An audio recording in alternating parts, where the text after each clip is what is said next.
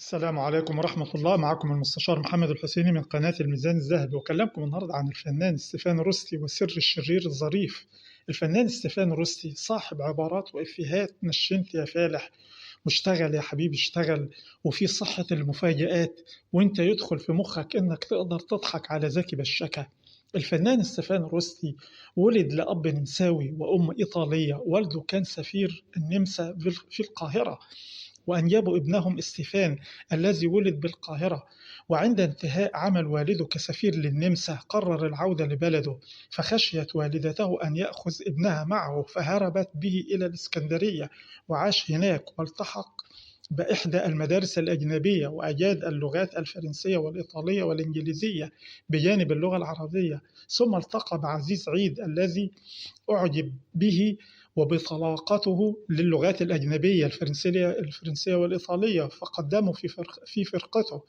وبعدها ستيفان روسي ذهب وسافر إلى إيطاليا لدراسة السينما هناك، والتقى هناك بالمخرج محمد كريم، وتعرف على سراج منير الذين كانوا يدرسونهم أيضا في إيطاليا.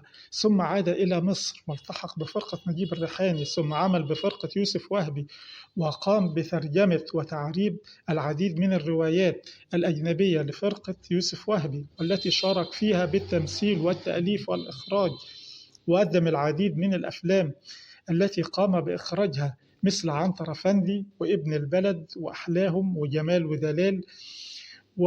ومن أبرز أدواره المميزة في السينما أفلام سي عمر وشهداء الغرام وأصحاب السعادة وقلب دليلي وبلبل أفندي وعفريت هانم وآخر كذبة والمليونير وحلاق السيدات وملك البترول وحسن ومرقص وكوهين.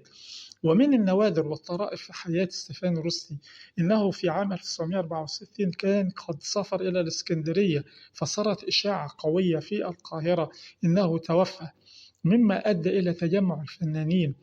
وقامت نقابة الممثلين بإقامة صوان عزاء لتلقي العزاء في وفاته. وأثناء العزاء وجدوا ستيفان روستي يدخل عليهم العزاء، لينقلب المأتم إلى فرح، وتعلو أصوات الزغاريد من الفنانات ماري منيب ونجوى سالم.